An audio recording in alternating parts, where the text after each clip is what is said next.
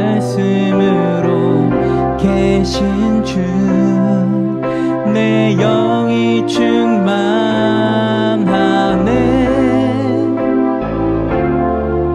엎드려 경배하네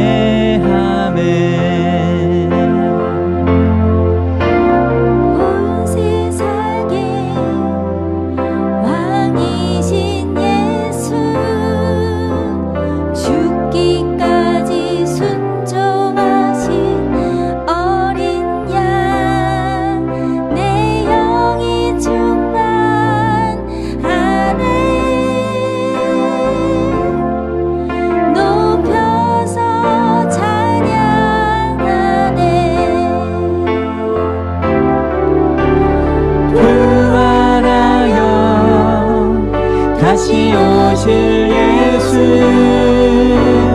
우릴 위해 탄식하며 기도해 내 마음을 드립니다 내 삶을 드립니다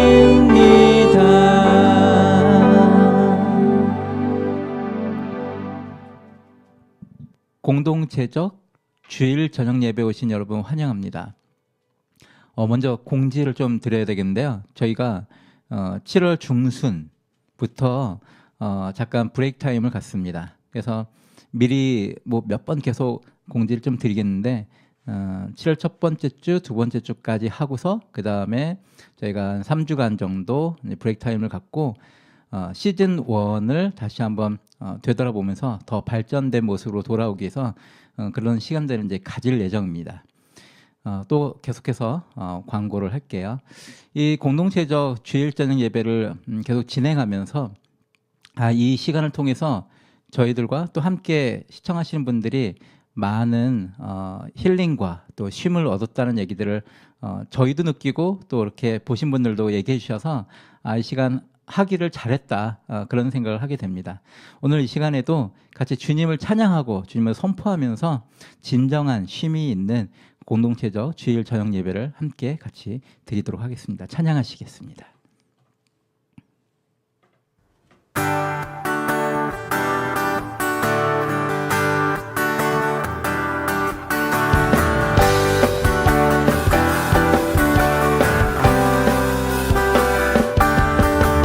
예수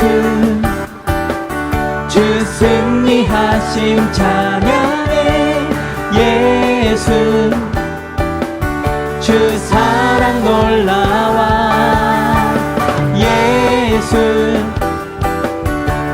자유 주심 기뻐해 예수 생명을 주셨네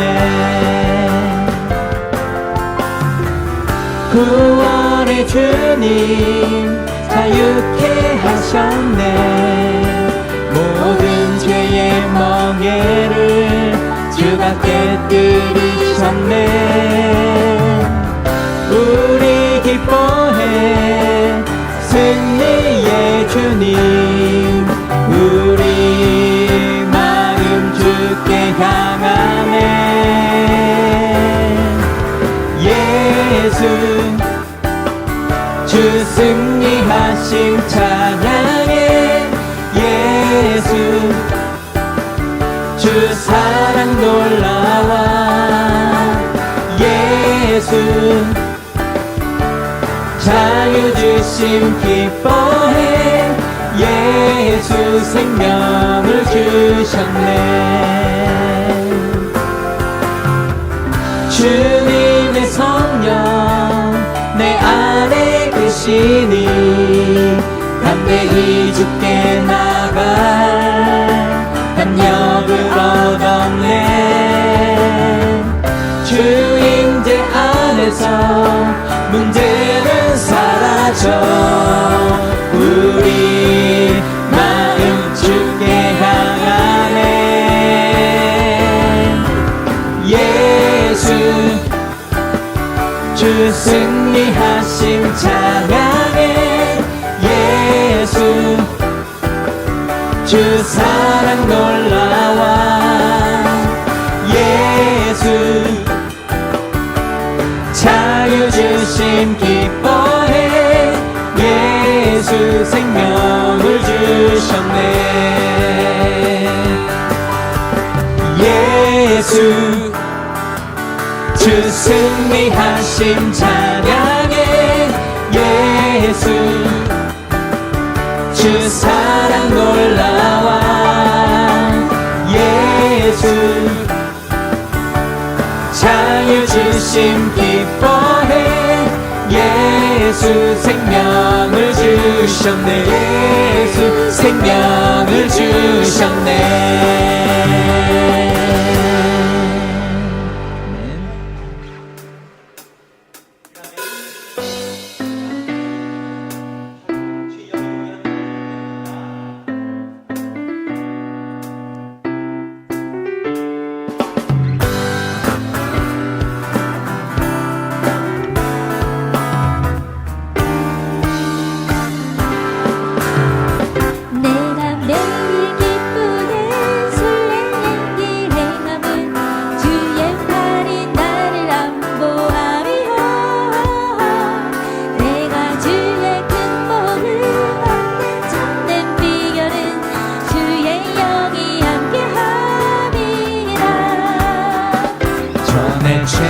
빠져서 평안함이 없을 때 예수 십자가의 공로 힘입어 그 발 아래 엎드려 참된 평화 얻은 주의 영이 함께함이라.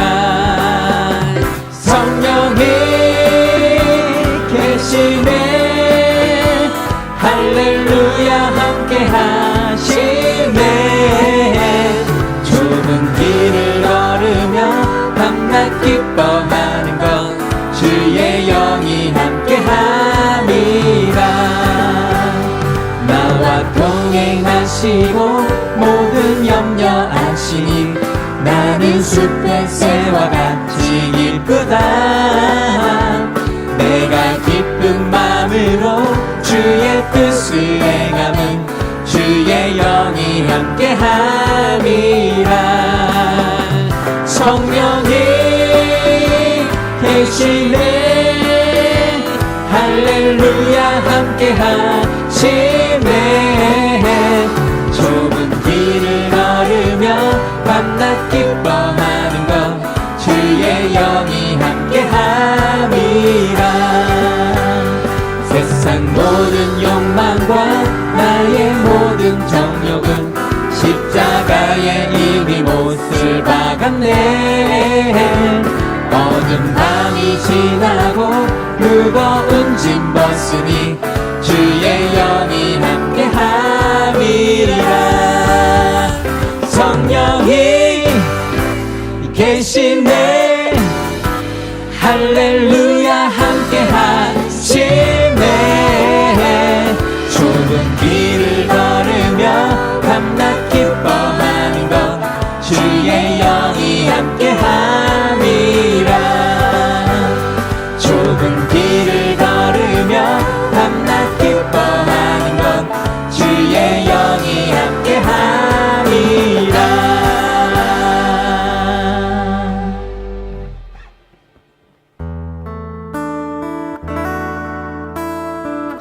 마라나타 주 예수여 어서 오시옵소서. 땅의 모든 끝 모든 족속 주를 찬송하게 하소서.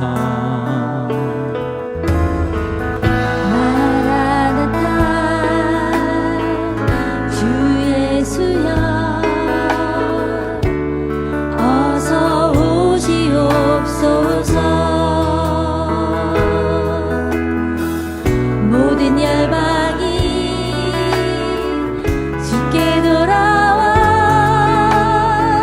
춤추며 경배하게 하소서. 우리 주님 다시 오실 길을 만들자. 십자가를 들고 땅끝까지 우린 가리라. 우리 주님 하늘 영광 온 땅 덮을 때 우린 땅끝에서 주를 맞으리. 마라나타 마라나타. 아멘. 주 예수여 오시옵소서. 마라나타 마라나타. 아멘. 주 예수여 오시옵소서.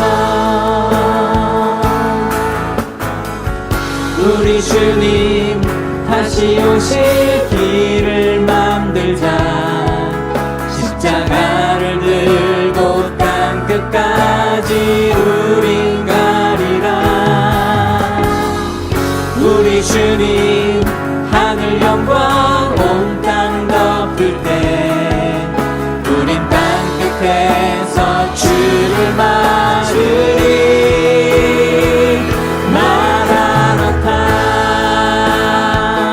마라나타. 아멘. 주 예수여 오시옵소서. 마라나타 마라나타. 아멘. 주 예수여 오시옵소서.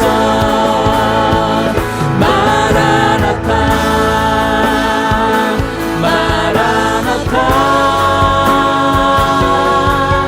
아멘. 주 예수여 오시옵소서. 마라나타 마라나타. 아멘. 주 예수여 오시옵소서. 아멘. 주 예수여 오시옵소서.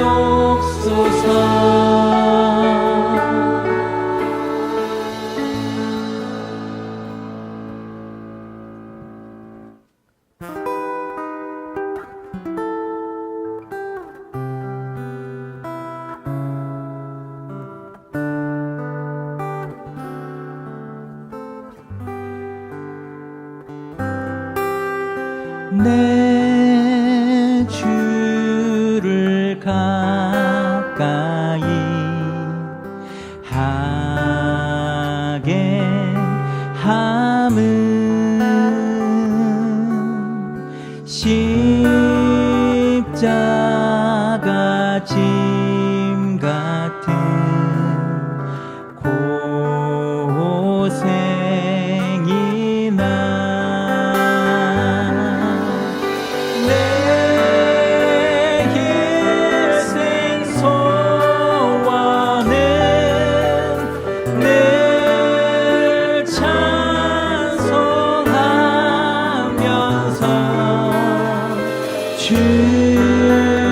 주께 더 나아가기 원합니다. 내 고생하는 것 옛날보리 더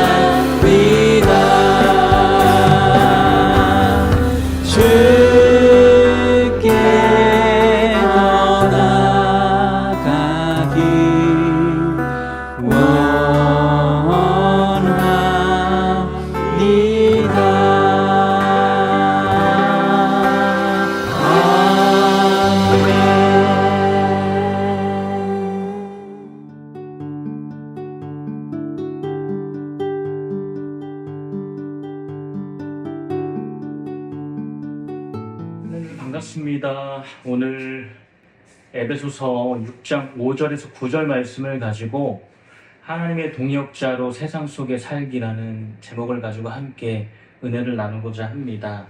오늘 말씀 먼저 같이 읽겠습니다. 에베소서 6장 5절에서 9절입니다. 종들아 두려워하고 떨며 성실한 마음으로 육체의 상전에게 순종하기를 그리스도께 하듯 하라. 눈가림만 하여 사람을 기쁘게 하는 자처럼 하지 말고 그리스도의 종들처럼 마음으로 하나님의 뜻을 행하고 기쁜 마음으로 섬기기를 주께 하듯 하고 사람들에게 하듯 하지 말라. 이는 각 사람이 무슨 선을 행하든지 종이나 자유인이나 주께로부터 그대로 받을 줄 알미라. 상전들아 너희도 그들에게 이와 같이 하고 위협을 그치라. 이는 그들과 너희 상전이 하늘에 계시고 그에게는 사람을 외모로 취하는 일이 없는 줄을 너희가 알미라. 아멘. 우리나라 복음전도 초기 사역에 선교사님들이 이런 에피소드가 있다고 합니다. 이게 고종이 외교관들에게 했던 이야기라고도 하는데, 선교사님 두 분이 운동을 하려고 테니스 코트를 만들고 땀을 흘리면서 열심히 테니스를 치고 있는데 동네 원로가 이렇게 이야기했다고 합니다. 이것들 보시오. 불쌍한 선교사 양반들.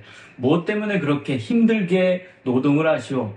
다음부터 아래 것들을 시키시오. 아래 것들을. 이 에피소드를 보면 과거의 유교 문화의 일에, 그 일에 대한 전통적인 이 편견을 잘 보여주는 일화일 것입니다. 땀을 흘리는 일은 신분이 낮은 사람들이어야 한다. 이런 인식이죠. 그러나 이것은 기독교의 관점과는 정면으로 거스르는 것입니다. 기독교는 일에 대한, 노동에 대한 관점을 바꾸는 위대한 일들을 해왔습니다. 특히 종교개혁이 이제 500년이 넘어가죠. 이 종교개혁 당시에 사회에 기여했던 특별한 두 가지가 있습니다.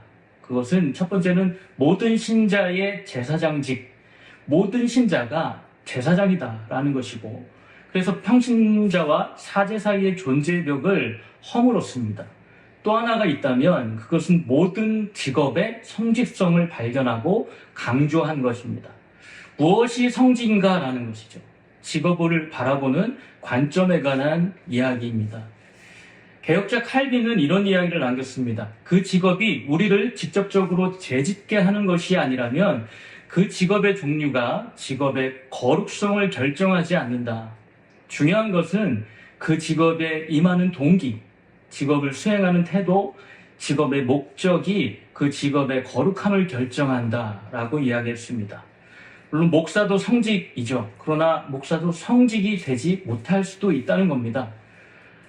우리가 거룩한 동기를 가지고 거룩한 태도와 거룩한 목적을 가지고 수행한다면 어떤 직업도 성직일 수 있다는 것입니다. 그러니 성직은 정해진 것이 아니라 만들어지는 것입니다. 오늘 본문은 바로 우리의 일터에 어떻게 하면 우리의 일터가 거룩한 일터가 될 수 있을까? 그것을 성경적 원리에서 함께 생각하고 있는 것입니다. 앞선 본문을 보면 복된 가정을 만드는 것은 이 환경의 문제가 아니라 구성원들이 어떻게 변화하는가에 따라서 달라질 수 있다라는 것을 이야기하고 있죠. 그와 동일하게 일터의 환경도 구성원들의 관계 속에서 일터의 삶이 만들어지는 것입니다. 바울 사도가 활동했던 당시 로마 제국에는 6천만 명에 달하는 노예가 있었다고 합니다. 한 도시의 노예들이 3분의 1, 경우에 따라서는 절반에 해당하는 도시도 있었다고 합니다. 노예 제도는 분명히 오늘 우리의 관점으로 봐도 악한 제도입니다. 악한 사회 시스템이라고 할 수 있습니다. 바울이 노예 시스템에 대해서 옹호하는 것은 아니죠. 그럼에도 불구하고 바울은 노예 제도에 대한 제도적인 어떤 개혁을 말하기보다는 근본적이고 본질적인 문제, 구성원들의 변화, 그 관계 속에서 복음의 능력이 나타나야 한다는 것을 말하고 있는 것입니다. 많은 학자들이나 신학자들이 이러한 관계의 문제에 대한 해결을 통해서 제도의 변화, 사회의 변화가 일어났다고 평가하고 있습니다. 그렇다면 우리가 어떻게 우리의 일터가 거룩한 일터가 되며 우리의 직업이 성직이 될 수 있을까요? 첫 번째는 그리스도인은 일터에서도 하나님의 동역자임을 기억해야 한다는 것입니다. 오늘 본문 5절에 보면 종들아 두려워하고 떨며 성실한 마음으로 육체의 상전에게 순종하기를 그리스도께 하듯 하라. 우리가 이 말씀을 대할 때 중요한 것은 우리가 왜 그렇게 해야 하느냐입니다. 왜 그렇게 해야 하냐? 그렇게 해야 내 월급을 받을 수 있고 내 살 길이 막히지 않고 내 직장에서 승진하기 때문입니까? 그거는 아닙니다. 성경이 그런 차원에서 교훈하고 있다면 이 교훈은 우리에게 새로울 것이 없습니다. 그러나 세상에 제공하지 못하는 관점에서 그 이유를 말하고 있습니다. 오늘 6절에 보면 눈가림만 하여 사람을 기쁘게 하는 자처럼 하지 말고 그리스도의 종들처럼 마음으로 하나님의 뜻을 행하고. 두 가지 중요한 단어가 나오는데 하나는 그리스도의 종, 또 하나는 하나님의 뜻을 행하다라는 것입니다. 이 종에게만 해당되는 이야기입니까? 아니죠. 9절의 전반부를 보면 상전들아 너희도 그들에게 이와 같이 하고 라고 말하고 있습니다. 여기에 우리의 일터에서 삶의 태도를 결정하는 중요한 성경적인 관점이 제공됩니다. 돈을 벌기 위해서, 시간을 채우기 위해서, 삶의 질을 높이기 위해서 이 정도의 동기가 아니라는 것입니다. 하나님의 뜻을 실현하는 장소라는 것이죠. 그러니 내가 이 직장에 와 있는 것이 아니라 하나님이 보내셨다는 것입니다. 직장에 나를 보내셨고 이 직장에 나를 보내신 그 뜻을 이루기 위한 그리스도의 종으로서 나는 이곳에 존재한다. 그래서 도대체 일터에서 어떻게 해야 한다는 것인가? 하나님은 일을 왜 만드셨을까라는 질문이 생깁니다. 일은 타락의 결과물인가? 창조의 결과물인가? 여러분, 왜 이렇게 우리가 힘들게 일을 해야 되죠? 단순히 타락의 결과라서? 정말 타락의 결과일까요? 사실 일하는 의미와 가치, 도대체 어떻게 일해야 되는지, 왜 일해야 되는지를 찾지 못하고 일하게 되니까 어떻게 됩니까? 신앙과 일터가 완전히 분리돼 버리죠. 전혀 다른 세계가 되고 일터는 그저 죄의 결과물로서 어쩔 수 없이 땀 흘려야 하는 곳, 먹고 살아야 하니까 가게 되는 상황이 벌어집니다. 한 발은 교회에, 한 발은 일터에 있어서 가랑이가 찢어질 것 같은 느낌, 늘 그 답답함에 우리는 힘들어합니다. 일이 즐겁지 않고 일이 힘들게만 느껴지는 것이죠. 그런데 창세기 2장 5절에 보니까 이렇게 말씀하고 있습니다. 여호와 하나님이 땅에 비를 내리지 아니하셨고 땅을 갈 사람도 없었으므로 들에는 초목이 아직 없었고 밭에는 채소가 나지 아니하였으며.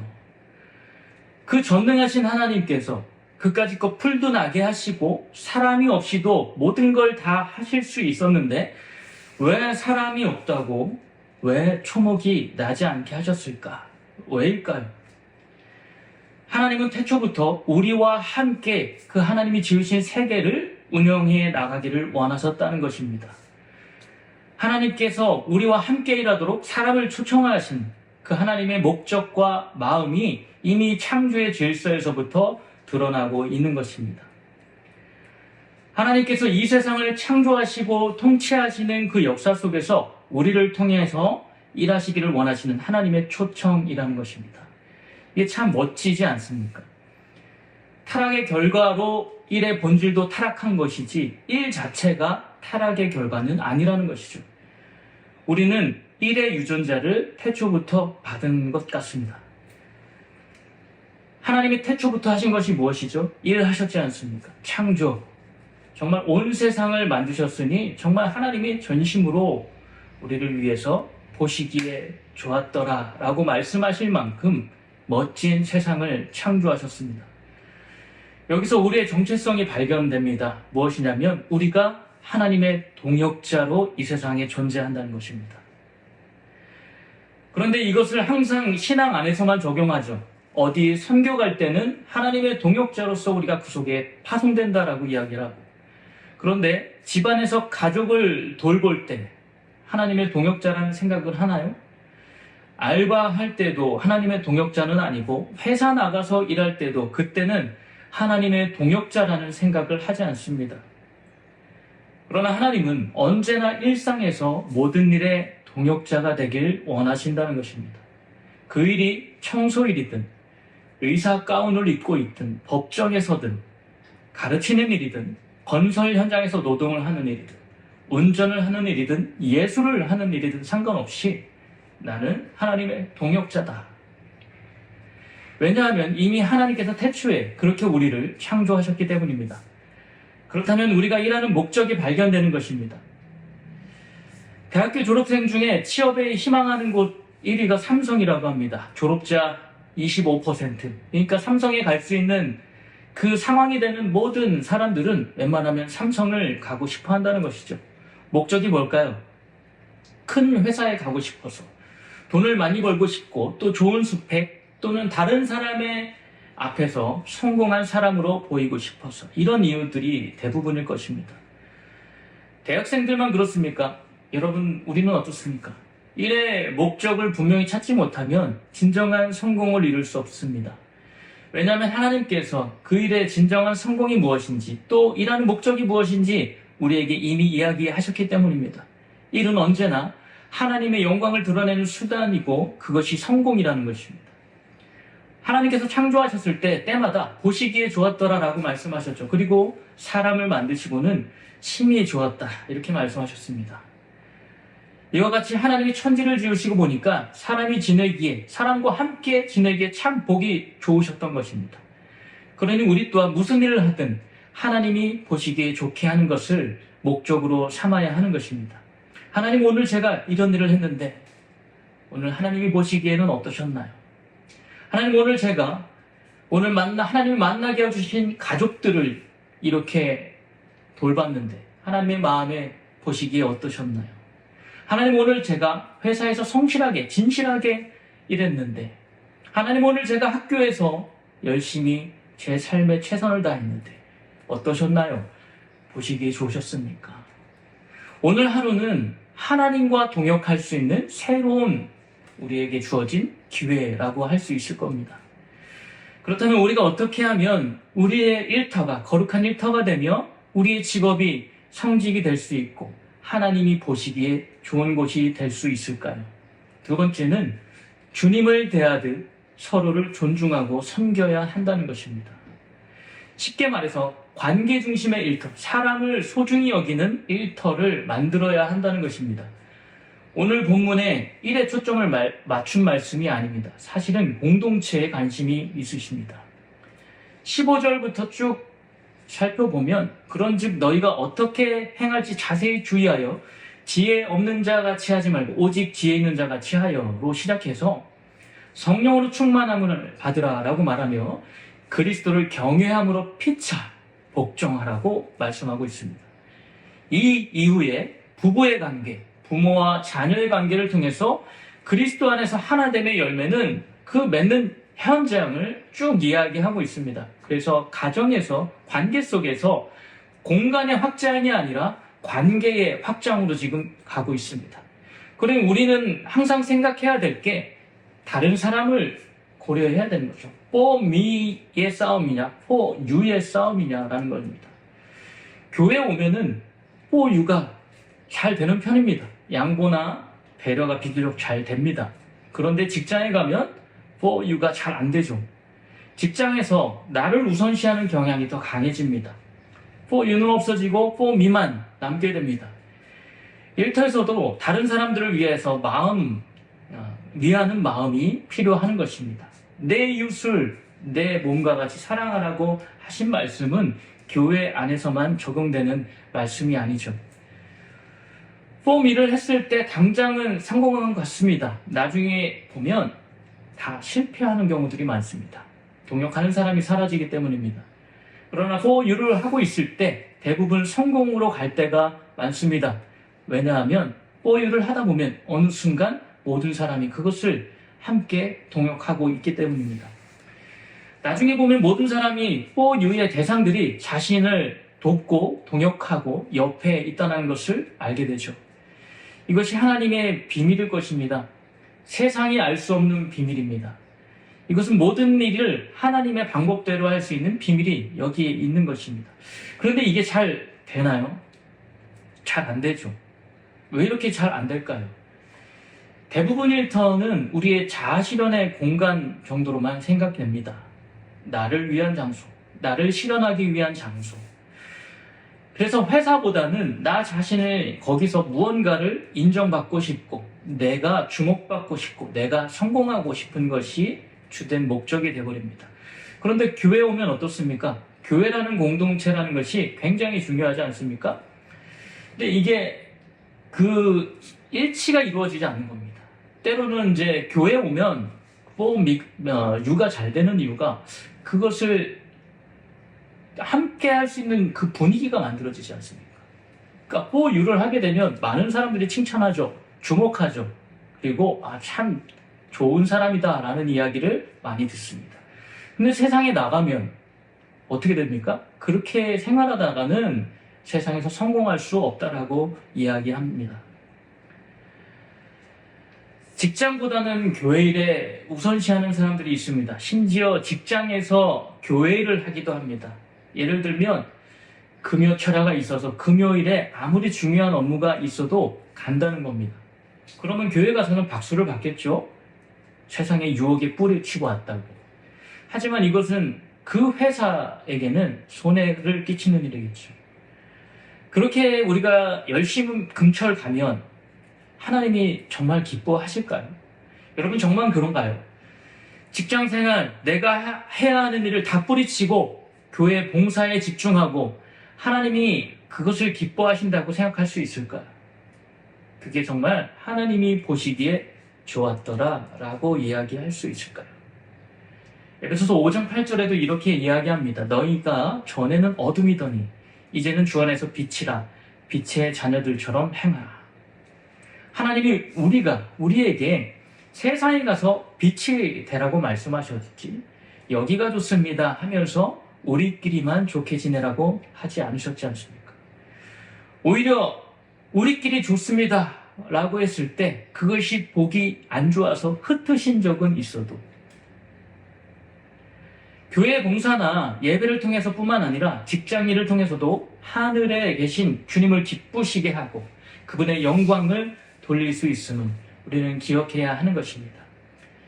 기업주나 직장 상사가 감독하지 않을 때에도 자신이 맡은 일을 정직하게 성실하게 수행해야 합니다. 일을 더 열심히 한다고 월급이 더 나오나? 적당히 눈치 보면서 중간만 하면 눈에 띄지도 않고 조용히 오래 월급 받으면서 지낼 수 있지. 쉽게 이렇게 말을 많이 합니다. 이런 조언들도 많이 합니다. 그러나 성경은 그렇게 말하고 있지 않습니다. 오늘 보면 7절에 보니까 기쁜 마음으로 섬기기를 주께 하듯 하고 사람들에게 하듯 하지 말라. 경영인이나 직원이나 상관없이 모두에게 주시는 말씀은 주께 하듯 하라는 것입니다. 어쩔 수 없이 우리가 사는 사회 구조는 자본주의 사회입니다. 자본주의 체제는 인간의 탐욕과 기업이 끝없이 이윤을 추구하고 치열한 경쟁으로 인해서 언제든지 잔혹한 야수와 같이 돌변할 수 있습니다. 이런 경제 체제 속에서 그리스도인 경영자들도 비정하게 직원들을 가혹하게 대하고 착취할 가능성은 언제든지 열려있죠. 실제로 우리 삶 가까이에서 이런 일들이 적지 않게 일어납니다.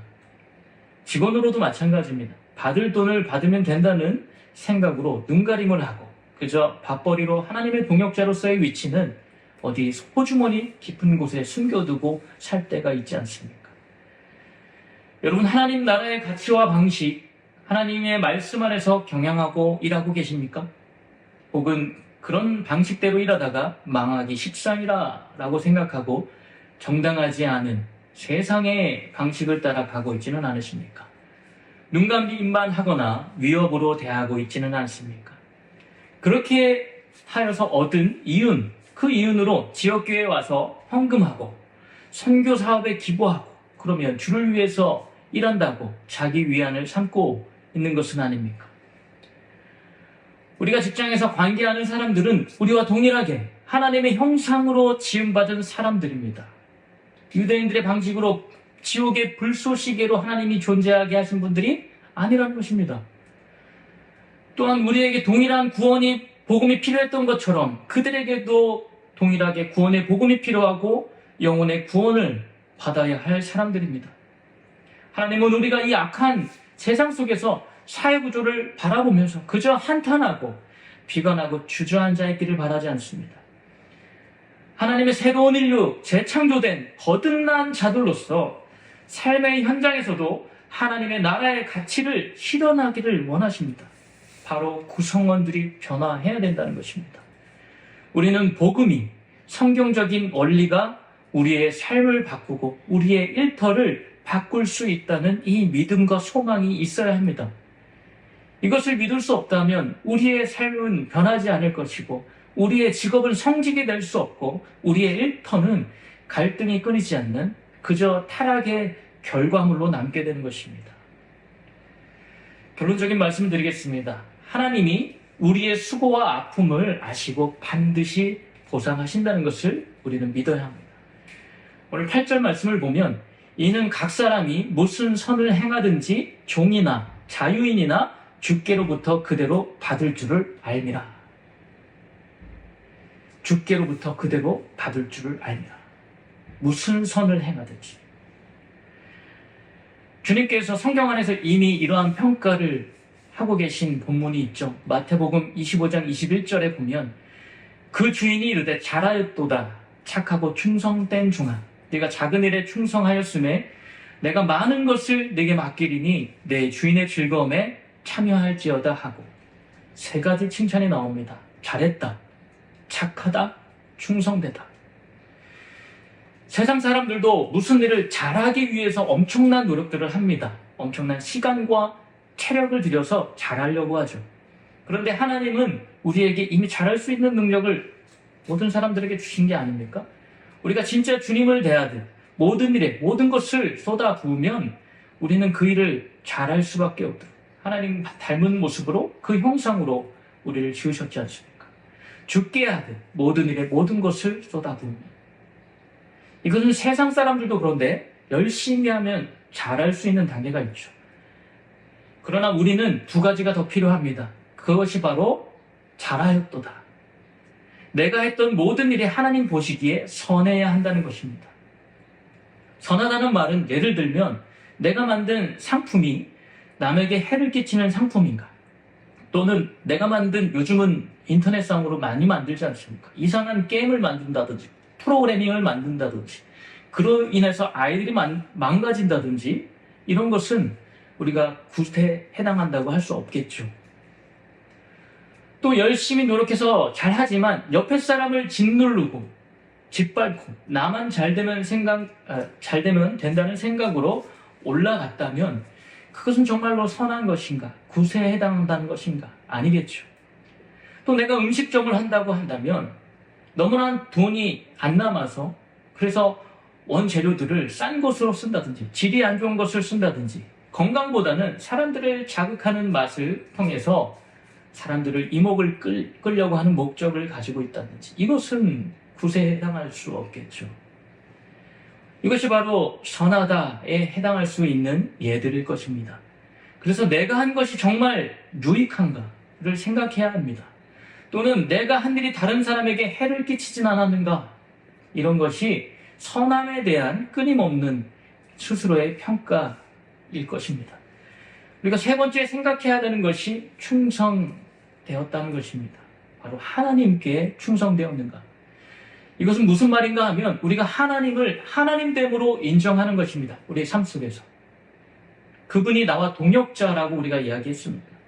동역자라고 얘기할 때 나만 잘난 척하고 나만 말하고 내 생각대로 하면 그것은 동역이라고 할 수 없을 겁니다. 그분께 계속 묻고 그분과 함께 소통해야 되는 것이죠. 범사에 하나님의 동역자로 인정하는 사람인가에 대한 질문입니다. 이런 사람은 항상 하나님께 묻고 그 말씀 속에서 하나님과 소통하려고 합니다. 그래서 말씀을 가까이 할 수밖에 없고 기도를 통해서 끊임없이 하나님께 묻습니다. 어떤 게 더 좋으십니까? 매 순간 하나님을 인정하기 위한 습관과 훈련이 우리에게는 필요하다는 겁니다. 하찮게 생각되어지는 것부터 하다 보면 이것이 당연하게 될 때까지, 이것이 어색하지 않을 때까지, 정말 이 달란트의 비유에서 주님이 말씀하시는 평가를 모든 일을 할 때 내 삶에 적용해 봐야 한다는 것이죠. 이렇게 한다면 과연 이 일이 하나님이 보시기에 좋은 일인가를 알 수 있을 것입니다. 그에 대한 보상도 분명히 말씀하십니다. 내가 많은 것을 내게 맡기리니 내 주인의 즐거움에 참여할지어다. 저는 여러분이 하나님이 창조하신 이 세계의 중요한 한 부분을 책임지고 있고 하나님의 형상이요 하나님의 동역자임을 기억하기를 바랍니다. 형직은 명칭으로 만들어지는 것이 아니고 직분으로 만들어지는 것이 아닙니다. 여러분, 무슨 일을 대하든 그 목적과 태도, 그 중심이 형직을 만든다는 사실, 이것을 우리가 기억해야 합니다. 그래서 여러분의 삶의 터전에 하나님이 창조하셨던 그때, 하나님이 보시기에도 또 창조된 우리가 지내기에도 보시기 좋았던 그 공간이 여러분과 저의 삶이 되기를 소망합니다. 우리 주님께서 여러분의 수고와 고통과 눈물과 아픔, 그 인내를 아십니다. 그 삶 속에서 정말 전쟁 같은 영적인 전쟁을 하고 계신 모든 성도님들의 수고를 아신다는 것입니다. 주님은 이것을 모른 척 하실 분이 아닙니다. 주님을 위해서 기꺼이 섬김의 사람이 될 때 여러분의 일터와 일은 여러분에게도 기쁨이고 하나님의 기쁨이 될 줄로 믿습니다. 우리 함께 기도하겠습니다. 사랑과 은혜가 풍성하신 아버지 하나님, 감사를 드립니다. 정말 하나님께서 미천한 저희들을 죄인의 삶으로 끝날 수 있는 저희들의 삶을 아버지 복음으로 우리를 부르시고 하나님의 동역자로 세우셔서 너무나도 놀랍고 감사합니다. 하나님, 이것을 우리가 몰랐다면 그저 우연이요, 그저 지나가는 세월 속에 살아갈 수밖에 없는, 그저 성공이 목적, 다른 사람들을 따라잡고 다른 사람들의 이목을 끌려고 하는 삶으로 휩쓸려 갈 수밖에 없는 저희들의 삶을 아버지 하나님의 나라에 대한 소망으로 또 하나님의 동역자라는 그 위대한 자리에 우리를 있게 하신 감사를 드립니다. 하나님, 어떤 일을 대하든지 우리의 중심이 그 일을 어떻게 대하고 있습니까? 하나님의 동역자로 그 일을 대하고 있습니까? 하나님과 함께 그 일을 통하여서 하나님의 영광을 드러내고 그 공간 속에서 함께 일하는 그 동료들을, 함께 일하는 삶의 터전에서의 그 동료들을 주님 대하듯이 그 섬김의 모습으로 대하고 있습니까? 하나님, 위협으로 그들을 대하고 있지 않습니까? 하나님, 그들을 도구화하고 있지는 않습니까? 하나님, 우리를 반성케 하시고 아버지, 그런 모습이 저희 안에 혹여나 있었다면 정말 십자가 앞에서 회개하게 하시고 온전히 그들도 복음이 필요한 자들, 구원이 필요한 자들임을 우리가 잊지 않게 하여 주시옵소서. 아버지, 그 일을, 그 동역을 해나가는 일 한 걸음 한 걸음이 쉽지 않습니다. 정말 우리의 힘으로는 감당할 수 없습니다. 그러나 하나님, 우리와 동역하여 주시고 무엇보다 하나님 그 모든 수고와 아픔과 인내를 다 아신다는 그 사실을 기억하게 하시고 반드시 하나님께서 잘하였도다 착하고 충성된 종아, 그 칭찬을 받을 때가, 주님 앞에 설 때가 있다는 그 사실을 기억하게 하여 주시옵소서. 아버지, 이 말씀을 통해서 우리의 삶을 변화시킬 그 하나님을 기대하고 우리의 삶이 하나님이 보시기에 좋았더라 했던 그 삶의 터전으로 변화될 것을 기대하고 감사하며 예수님의 이름으로 기도하옵나이다. 아멘.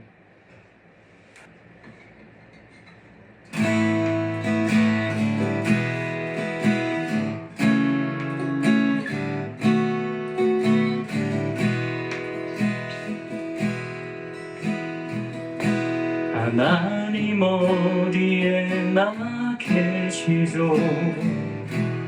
교회와 가정, 학교와 일터에도 하나님 이름 부르는 그곳에 주 계시니 그곳이 바로 교회라.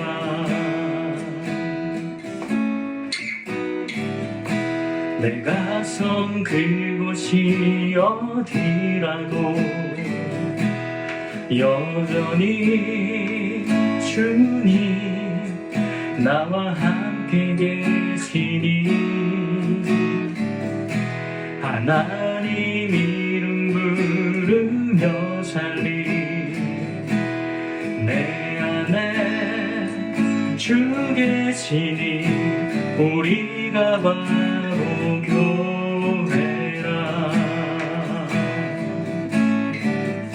우리 모여서 예배하고 흩어져서 예배해요. 우리 어디 있든지 하나님 함께 하시니 우리 모여서 예배하고 흩어져서 예배해요. 우리 어디 있든지 오직 주님만 예배합니다. 내가 선 그곳이 어디라도 여전히 주님 나와 함께 계시니 하나님 이름 부르며 살리 내 안에 주 계시니 우리가 바로 교회라. 우리 모여서 예배하고 흩어져서 예배해요. 우리 어디 있든지 하나님 함께 하시니 우리 모여서 예배하고 흩어져서 예배해요. 우리 어디 있든지 오직 주님만 예배합니다. 우리 모여서 예배하고 흩어져서 예배해요. 우리 어디 있든지 하나님 함께 하시니 우리 모여서 예배하고 흩어져서 예배해요. 우리 어디 있든지 오직 주님만 예배합니다. 우리 어디 있든지 우리 어디 있든지 오직 주님만 예배합니다.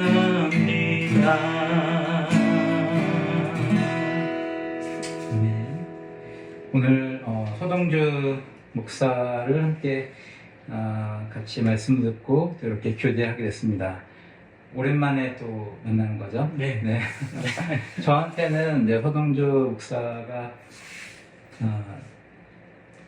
저의 이제 백석대학교 제자로서 이렇게 만났다가 이제 목사가 돼서 이제 목사 대 목사로 만났네요. 자, 근데 오늘 말씀 이렇게 들으면서 네. 솔직히 우리가 보면은 논란이 될 수 있는 말씀이겠다 싶어요. 그렇죠? 네. 네, 그런 생각했죠. 네. 스스로 한번 얘기해 보세요. 어느 포인트가 논란이 될 수 있을 것 같아요?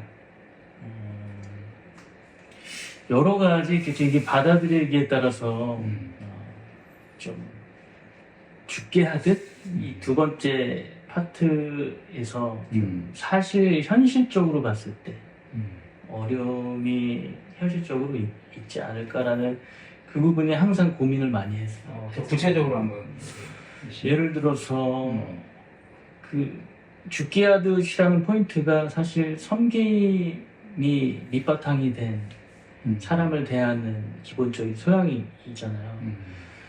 앞에 이제 피차 복종하라라는 말에서 계속 부부와 자녀로 확대돼서 그 당시로 보면 가정 안에 종들도 같이 지냈지 않습니까? 가족 구성원 자체가. 종들을 대할 때 과연 상전들이 그 당시로 따지면 본문을 받아들이는 그 당시의 사람들로 따지면 얼토당토하는 그런 얘기인데 과연 그럼 지금은 그때와 다를까? 지금도 고용인들에게 직원들을 대할 때 죽게 하는 섬김의 자세로 그들을 대해야 된다고 했을 때 과연 이게 현실성이 있나? 이거를 받아들일 때 그래 뭐 좋은 얘기예요 하고 근데 현실은 달라요. 근데 할수 있지 않을까? 나랑 그 논란될 수 있는 소지의 포인트 역시 다르네. 네. 왜냐하면 지금 이제 서동주 목사가 그 얘기한 부분은 오히려 직장인 선교에서도 네. 보통 신우회라고 하잖아요. 네. 그러니까 이 본문 말씀 어쩌면 신우회에서도 적지 않게 선포가 되고 방금 이제 논란이 될 수 있는 그 부분은 어쩌면 뭐 경영인들이 모인 예배에서도 몇 번은 아마 설교가 됐을 것 같아요. 그래서 그렇겠죠. 네, 그러니까 직원이어도 네. 섬기는 마음을 가져야 한다. 네. 청지기로서 네. 이 회사는 너의 것이 아니라 하나님께서 맡기신 거다. 이런 식으로 이제 설교가 될 것 같아서 그거는 어쩌면 보수적인 입장에서도 그냥 옳은 부분의 설교일 거다라고 생각이 드는데 역시 포인트가 달랐어. 내가 생각하는 논란이 될 만한 포인트가 어딜까요? 어디였냐면 금요기도회를 빠지고 오히려 직장의 일을 맞아요, 하는 게 그게 크리스찬으로서의 이제 그 부분, 그 부분이 나는 오히려 이렇게 보수적인 측면에서 보면 그래도 예배가 더 중요한 더 거 중요하지 아니냐. 않냐, 기도가 더 중요하지 않냐, 뭐 그런 생각을 할 수 있을 것 같은데, 근데 혹시 오늘 이렇게 설교를 이제 서동주 목사 설교를 들어보면서 일부러 서동주 목사님이라고 안 할게요. 네네. 되게 속이는 것 같아가지고 편하게 괜히 네.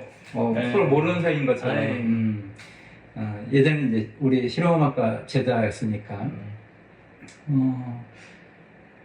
오히려 이제 보수적인 입장에서 이제 그럴 수 있는데 전반적으로 설교를 이렇게 말씀을 듣고서 느낀 거는 이제 요 말씀이 오히려 지금의 20대, 30대, 40대에게는 환영받을 수 있는 메시지일 수 있겠다는 생각이 드는 거예요. 그러면서 나는 오히려 내가 늙었구나. 물론 이 방송을 보시는 내 선배 목사님들이나 또 우리 장로님 권사님 보실 때는 이제 그 늙었다는 말이 좀 그렇게 들릴 수 있겠지만 관점이 제가 늙은 것 같아요. 왜냐하면 조기에서 오늘날의 이 30, 40대의 심정을 서동주 목사가 대변을 하고 있구나. 그러니까 지금의 20, 40대 그 신자들은 보면 또 그 나이대가 되게 많이 모여있는 젊은 교회 보면 그런 메시지의 선포들이 조금 있는 편인 것 같고 그거에 또 잘 화답하는 성도님들이 모인 것 같아요. 그래서 약간 미국 스타일의 예배처럼 일주일에 너무 많은 예배를 갖지 않고, 왜냐면 성도님들이 다 교회 오는 날이 너무 많기보다는 교회에서 딱 영적인 충전을 받을 만큼 받고 나머지는 세상 가운데 나가서 이제 설교하신 대로 거기서의 성직을 원수해라. 세상 가운데서 예배를 드려라. 삶으로서 예배를 드려라 하는 것이 요즘에 이제 젊은 사람들에게 맞는 메시지로 선포되지고 있는 것 같아요. 근데 저는 아직 잘 모르겠어요.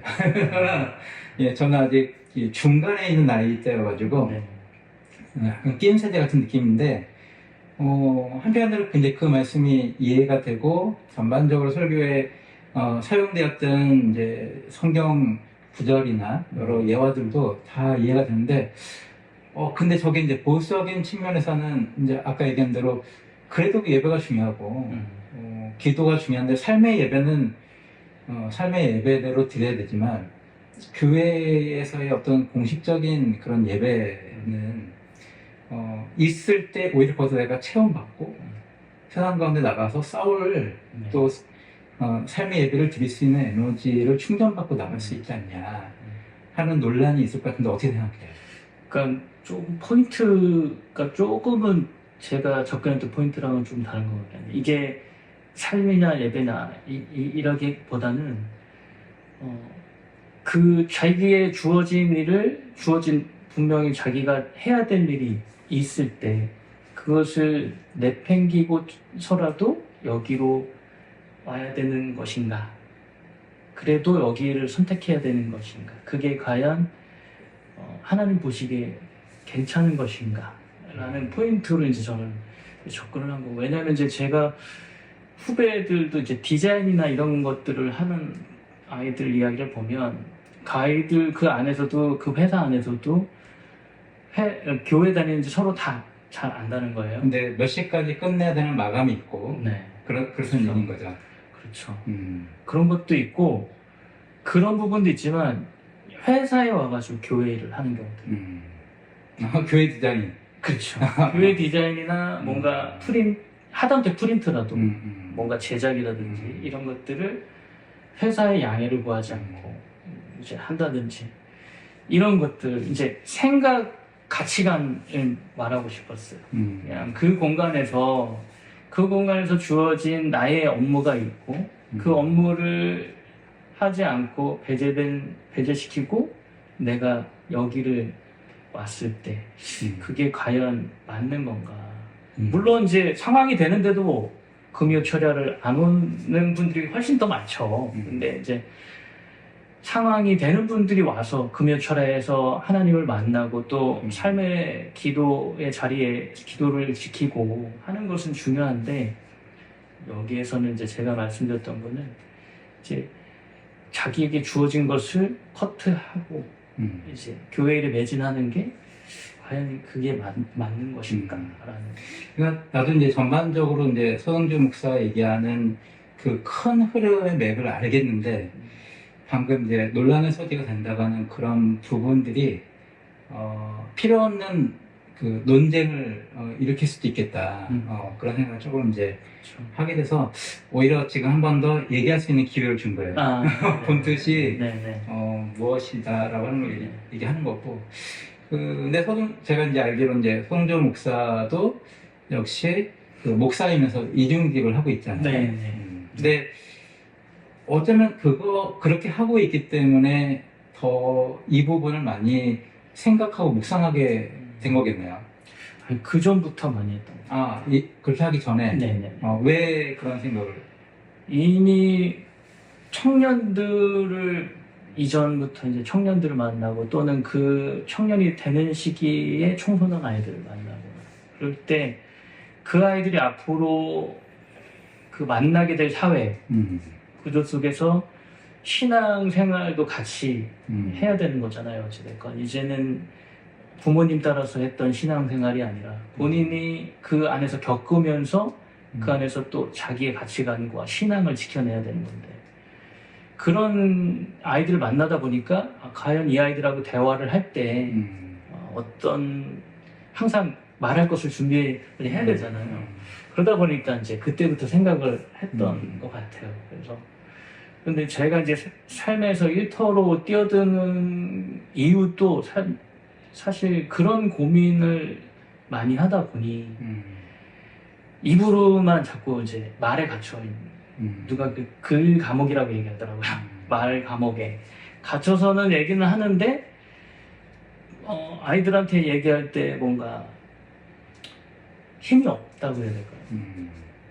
내가 겪어보지 않은 상황을 아이들한테 자꾸 얘기를 해야 되고 이게 맞는 거야 라고 얘기를 해야 되니까 그런 고민을 많이 했던 거고요. 그리고 성도님들을 어쨌든 만나다 보니 삶의 터전에서 직접 겪게 되는 일들을 이제 듣잖아요. 아이들만 만난 게 아니라 이제 성도님들 신방을 하다 보면 이제 신방 속에서 이제 삶의 어려움들, 신앙을 지켜내는 것들의 어려움들을 이야기하시니까 그 안에서 고민을 하다 보니까 이렇게 메시지들이 좀 나왔던 것 같아요. 그래요. 그게 진짜 그거는 이전부터 있을 수밖에 없는 그런 현실 속의 고민거리네요. 근데 이제 지금 본인이 특별히 이제 그러한 문제 때문에 내가 단지 그걸 공감하기 위해서 이중직을 하게 된 것뿐만 아니라 또 다른 이유가 있을 것 같아요. 이중직을 하는. 네. 물론 지금 이제 서동조 목사가 하고 있는 이중직은 아까 설교 가운데 나온 것처럼 그게 죄와는 전혀 무관한 그런 직종입니다. 네. 밝힐 필요는 없고 그냥 일반 직종이에요. 네.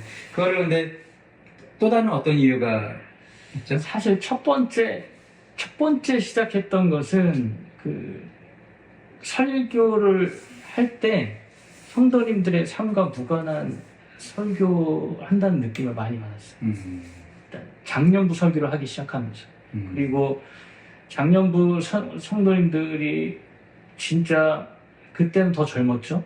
이렇게 어린 사회 초년생일지도 모르는 이런 목사에게 와서 삶을 상담을 하고, 근데 그분들의 삶을 이해하지 않은 상태로 막 설교를 저도 하지만 그 함께 있던 교회들을 보면 항상 설교 강단에서 성도의 입장에서 제가 앉아서 들어보려고 많이 했거든요.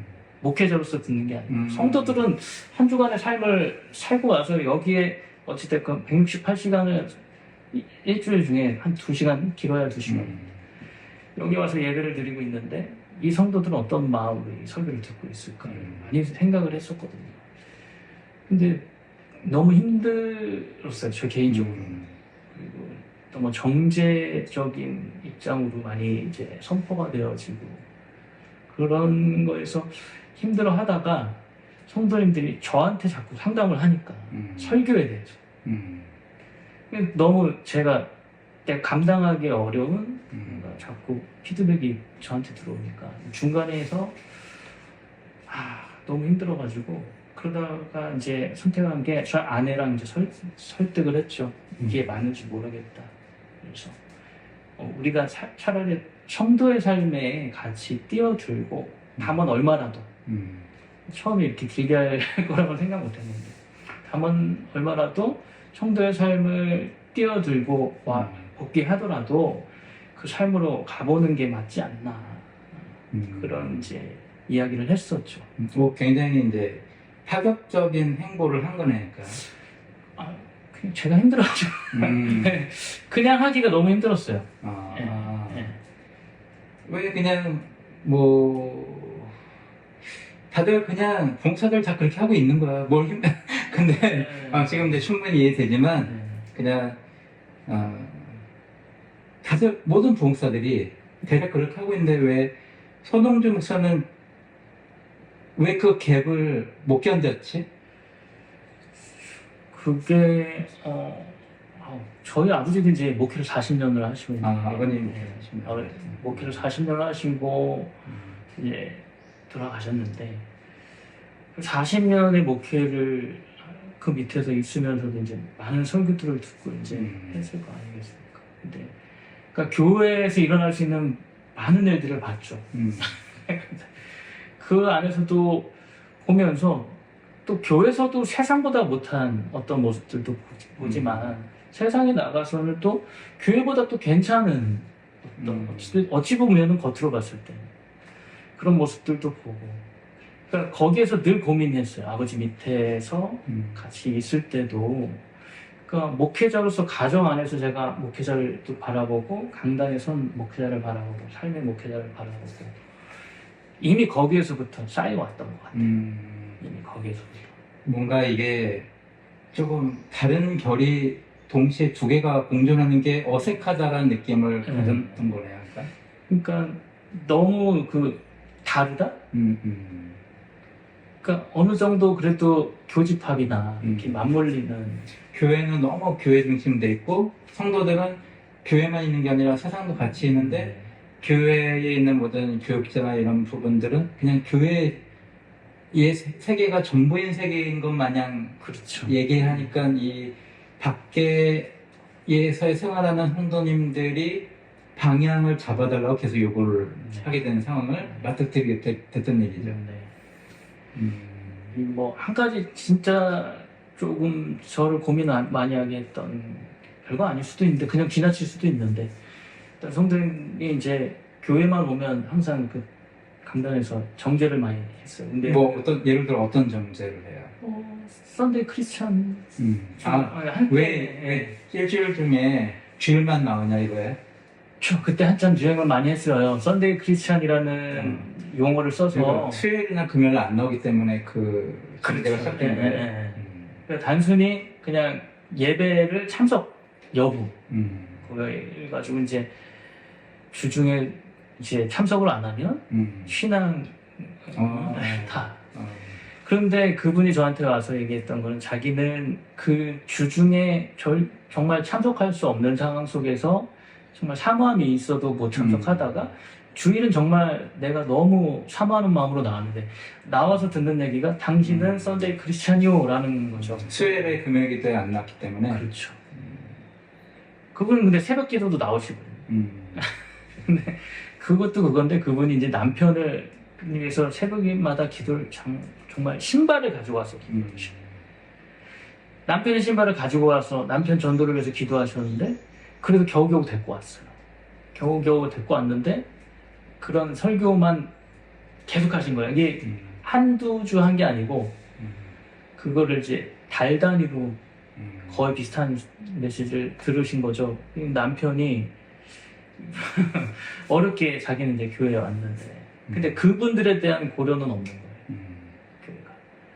그래서 설교가 저도 해보면 참 왜냐하면 너무 다양한 삶의 모습들이 있기 때문에 어렵기는 하지만 근데 이런 반론이 있을 수도 있을 것 같아요.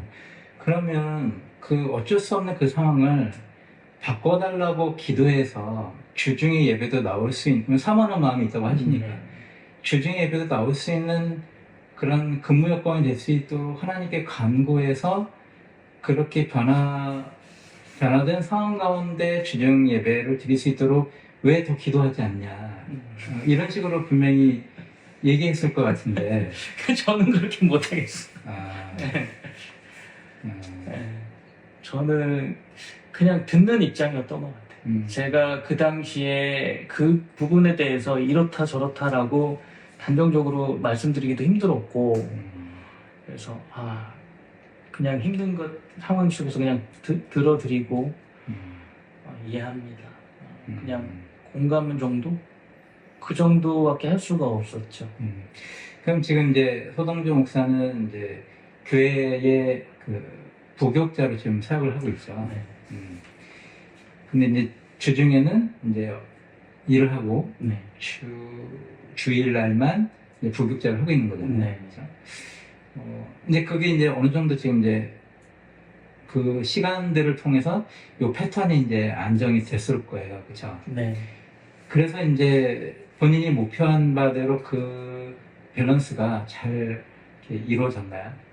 지금은 어느 정도 된 것 같아요. 시간이 좀 걸리긴 했는데요. 예. 처음에는 그게 안 됐죠. 뭐가 어떻게 잘 안 됐어요? 처음에 일했던 그 공간은 업무량이 너무 많았고 그러다 보니까 지쳤죠. 신적으로도 지치고 몸으로도 지치고 뭐 저녁 막 늦게 들어가니까 가정까지 또 돌보기가 힘들 정도로 이렇게 했는데 그때는 진짜 차에서 막 많이 울고 그랬어요. 새벽에 나가면서도 울고 진짜 이게 맞나 내가 잘한 선택인가 내가 너무 혼자 객기를 부린 거 아닌가 너무 그런 생각도 많이 하고 정말 다 소진해서 그랬는데 그러다 보니까 이제 목사님 말씀하신 대로 찾았죠. 나름대로 그 안에서 내가 할 수 있는 것에서 균형을 잡을 수 있는 게 있을까 하고 이제 여러 가지 나름대로 이제 찾아봤죠. 찾다가 보니 지금 하고 있는 일을 하면 삶의 밸런스를 맞추고 또 내가 생각하는 목회도 할 수 있고 가정도 좀 돌볼 수 있을 것 같다. 지금 시기에서는. 그래서 이게 그냥 제 나름대로 지금은 앞으로는 어떻게 될지 모르겠지만 지금은 좀 최선의 선택을 하고 있는 것 같다. 그러면 아무래도 이렇게 평일에 잡을 통해서 얻어지는 수익이 있기 때문에 네. 교회 사역을 주일에 할 때에도 그만큼 좀 재정적으로 교회에 귀속되는 상황이 이제 없겠네요. 네네. 아무래도 이제 부교체들은 또 자기의 모든 필요가 하나님부터 오는 거는 맞지만 네. 이제 교회로부터 이제 사례받는 것이 또 한편으로 묶이는 측면도 있는데 네, 그런 부분에서 조금 이렇게 자유케 된다고 하는 느낌은 어떤 거예요? 그냥 그거에 얽매이지 않고 진짜 순수하게 교회 사역을 할 수 있다는 교회로부터 사례를 받고 하는 사역과 근데 조금 이제 그런 에서 자유롭게 된 상황에서의 사역을 할 때 마음이 어떻게 좀 바뀌어요? 마음이요. 음. 뭔가 자유함이라고 해야 될까요? 되게 자유롭고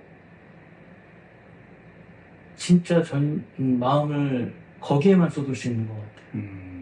뭔가 그 걱정, 짐이 한쪽은 덜어진 그리고 이쪽에 이전 전임 사역을 했을 때만큼 지금 파트를 하고 있지만 전임 사역을 했을 때만큼 그 이상으로 이 한 파트에 내 마음과 정신을 쏟을 수 있는 자유하게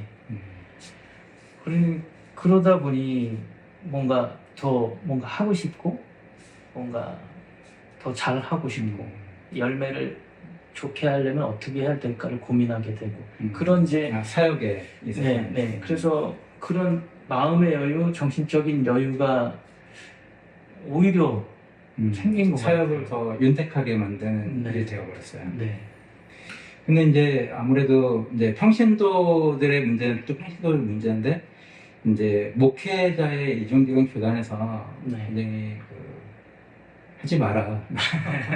근데 이제 저 같은 경우는 제가 그 학교 대학 교수로 나가는 것 자체가 이제 선교적인 측면이 네. 너무나 명확하게 있다고들 이제 얘기를 해주시니까 네. 왜냐면 그때 이제 기독교 실용음악가였고 네.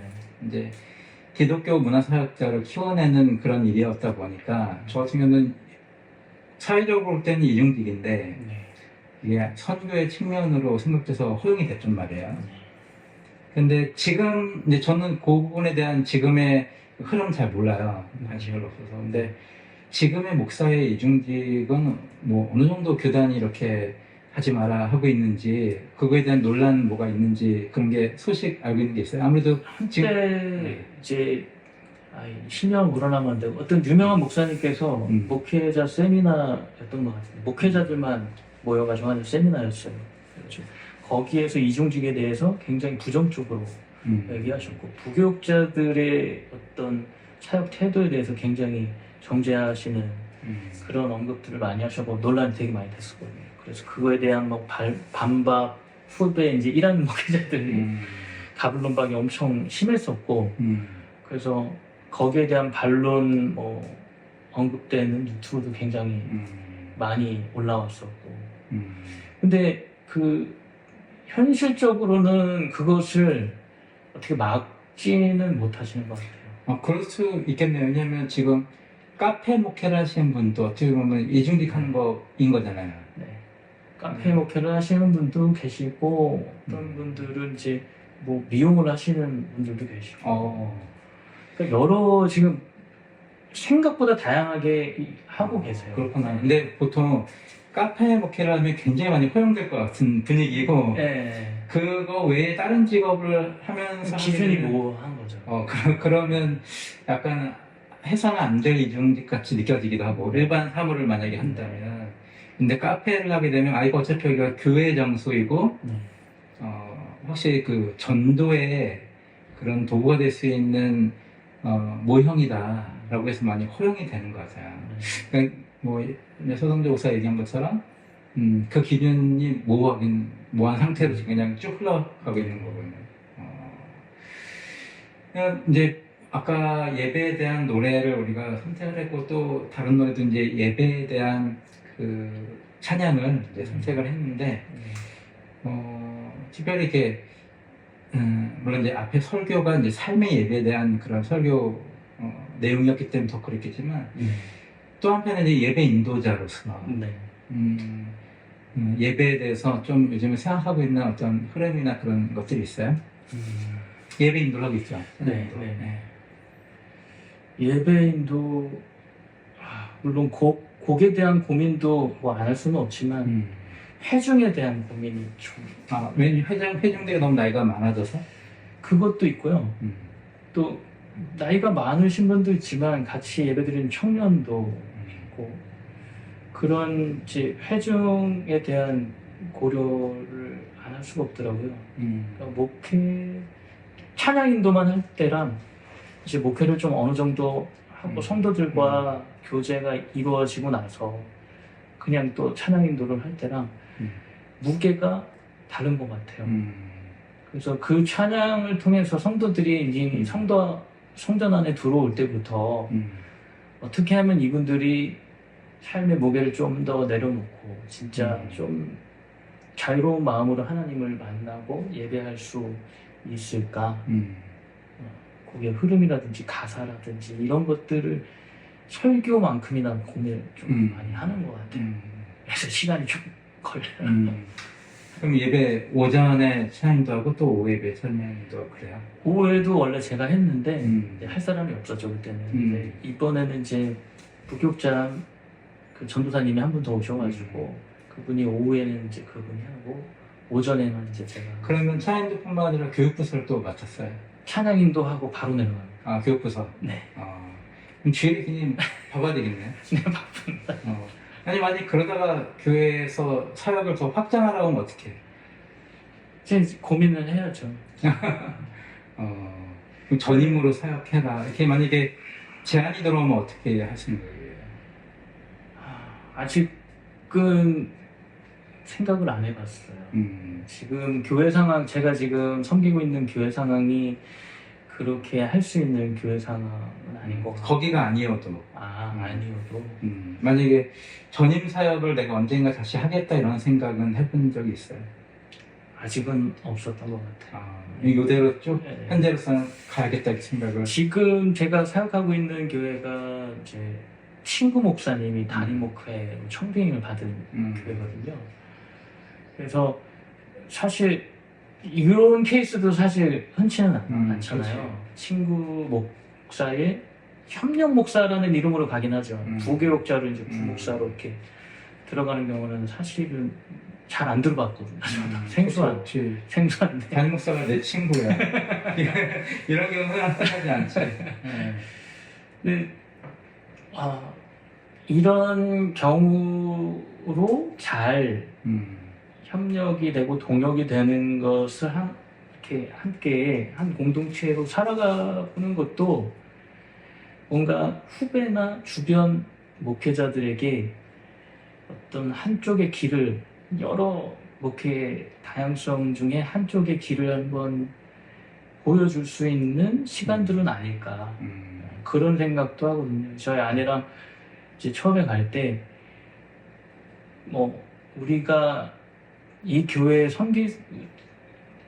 교회 공동체를 저희도 찾고 있었거든요. 정말 함께 다른 큰 교회로 나가도 사실은 함께 공동체적인 예배를 드린다는 건 또 다른 문제니까. 근데 이분들하고 처음에 갈 때 작은 교회였어요. 근데 처음에 갔을 때 마음이 되게 편했고 좋았어요. 찬양 인도를 하시는데 그 집사님이 하셨는데 잘 하시는 게 아니거든요. 근데 그 표정이 너무 진짜 은혜가 됐어요. 도전이 됐고 정말 저분은 진짜 예배를 하고 계신다라는 느낌을 확 받았거든요. 근데 실력이 있으신 게 아니에요. 그냥 하시는 거예요, 말 그대로. 근데 너무 거기에 감동이 됐어요. 그래서 아내랑 처음에 이제 예배를 드리고 집으로 가면서 어땠어? 좋지 않았어? 우리가 여기 와가지고 우리도 신앙 공동체를 이뤄가면 좋을 것 같아 라고 생각을 했었죠. 그래서 친구 목사가 그때는 저희한테 와줬으면 좋겠다는 얘기는 안 했어요. 그래서 그 이후에 몇 번 이제 만나서 이제 자기 목회 지금 현 어려움들 막 얘기했을 때 그냥 저희 아내랑 둘이 쳐다보고 우리가 가서 하면 안 돼? 바로 네. 우리가 하겠다 이렇게 얘기한 거야. 네. 아니 어려우면 우리한테 같이 동역해달라고 얘기를 해. 왜 못해? 친구잖아. 이렇게 얘기를 했죠. 그러니까 친구니까 더 이 친구 입장에서는 친구를 부교육자로 이렇게 오게 한다는 게 조금 그랬나 봐요. 근데 아무튼 간접적으로 이제 교회 홍보를 하게 됐는데 아예 그냥 직접적으로 청주에 있어요 교회가? 네네네. 청주에 있는 무슨 교회입니까? 청주 금천중앙교회. 뭐 금천동이 있나요 거기? 금천은 아니 그러니까 처음에는 금천동에 소속되어 아, 있었는데 일단 동네 이름이긴 했구나 처음. 네. 근데 이제 그 행정구역이 바뀌면서 네, 금천중앙교회 그냥 여지까지는 이름을 그냥 아무튼 청주에 있는 금천중앙교회. 네. 뭐 지금 저번에 얘기 듣기로는 조금 여러 가지 주위 여건상 더 교회가 많이 부흥됐다고. 네. 그래서 지금 막 부흥이 된 상황이라서 현재는 더 조금 안정되고 더 뭔가 분위기가 더 좋아졌나요? 네. 지금은 그러니까 처음에 30명이었어요. 처음에 갔을 때. 교육부서라는 것 자체도 없었고. 근데 이제 1년생 1년생에 그 소위 말하는 가난한 성도들 그 성도님들 중에 이제 장로님들이 교회에 한번 이제 와서 예배를 드리셨죠. 못 보던 분들이라 그냥 예배만 드리고 막 왔다 갔다 하셨어요. 근데 그분들이 이런 성도들이 있다. 지금 교회의 마음에 상처를 받고 조금 치유가 필요하고 회복이 필요한 성도들이 있다. 여기 와서 예배를 드릴 테냐. 그래서 등록 안 하셔도 되니까 예배 회복이 더 중요하지 않습니까? 들어와서 등록 안 하셔도 예배 드리고 하십시오. 그렇게 시작을 했죠. 근데 이제 그분들이 이제 그렇게 한 2달 정도 예배 드리시더니 등록하겠다 하고 싶다 해서 뭐 담임 목사님 이제 친구인 담임 목사님도 이 이제 서정정 목사 갖고 있는 생각들이 잘 동의가 되는 분일 테니까 그러다 보니까 그 교회 전반적인 분위기가 가난한 성도들이 오기에 조금 편안한 교회가 되었나 보네요. 네, 그냥 아니 등록 여부를 떠나서 신앙생활을 하셔야지. 아예 신앙생활 안 하시는 분들이 꽤 계셨어요. 우리 교회의 등록 여부를 떠나서 본인 신앙을 회복하셔야지. 그냥 여기 매개체로 생각하셔도 되니까 오셔서 일단 회복부터 하시라. 처음에 그렇게 시작했죠. 근데 그 접근 방법도 흔하지는 않는 것 같아요. 대부분 등록을 하기를 원하는 것 같으니까. 우리 서정정 목사가 선택한 2번째 마지막 찬양 할 건데 이 찬양을 선택한 이유는 뭘까요?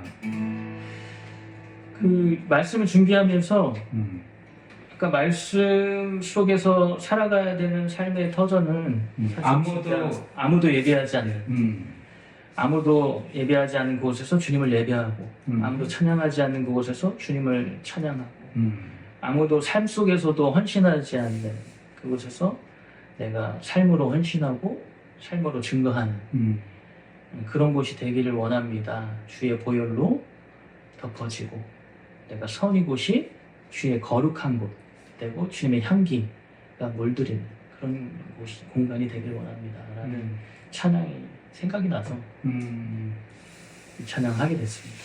네, 우리 한번 서정정 목사의 인도로 같이 찬양하겠습니다.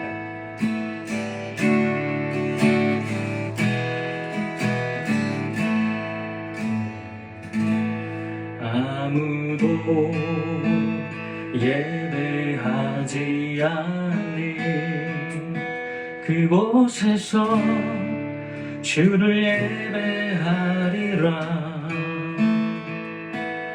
아무도 찬양하지 않는 그곳에서 나 주를 찬양하리라. 누구도 헌신하지 않는 그곳에서 주께 헌신하리라. 누구도 증거하지 않는 그곳에서 나 주를 증거하리라. 내가 받는 모든 땅 주를 예배하게 하소서. 주의 보혈로 덮어지게 하소서. 내가 선이고 주의 거룩한 곳 되게 하소서. 주의 향기로 물들이소서. 내가 밟는 모든 땅, 내가 밟는 모든 땅.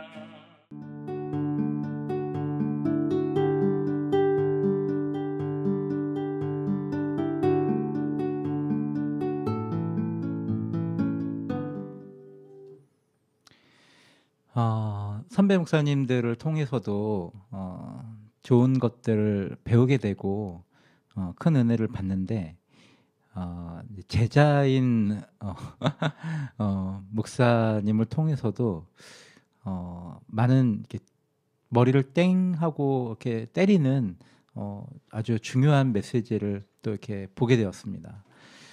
아니 왜 제가 그 영상 교제하는 가운데도 얘기했지만 아니 대략 그냥 버티지 그게 그렇게 갭이 크게 느껴지나? 근데 제가 가질 수 없는 어떤 그런 감각인가 봐요. 그냥 어쩌면 저 같으면 뭐 그냥 그렇습니까? 기도로 뭐 같이 힘써 나가시죠. 뭐 이 정도 하고 그냥 넘겼을 텐데 그런 것들을 그대로 두지 않고 본인의 서동주 목사가 얘기한 것처럼 내가 저 성도들의 삶을 제대로 이해하지 않고서 지금 메시지를 전하고 상담을 하고 있구나. 이게 큰 문제다라고 생각을 하고 있잖아요. 그게 이게 큰 문제다라고. 참 많은 것들을 배우게 되는 것 같습니다. 그래서 자, 오늘 이 시간도 우리 서동주 목사님 또 귀한 말씀 감사합니다. 뭐 아까 초반에 광고를 말씀드렸는데 이제 7월 둘째 주까지 저희가 시즌 1을 하고 7월 셋째 주부터 3주간 쉬었다가 시즌 2를 하게 됩니다. 앞으로 이제 2주가 남아 있는데 7월 7일 그러니까 다음 주는 어떤 목사님을 제가 이제 기도하면서 생각하고 있는데 아직 섭외는 안 됐어요. 그리고 7월 14일 우리 시즌 1의 마지막 7월 14일은 김은혜 목사님을 지금 섭외해 놨습니다. 앞으로 남아있는 2주간도 아주 귀한 시간들이 될 것으로 믿습니다. 제가 이 시간 기도하고 마치도록 하겠습니다.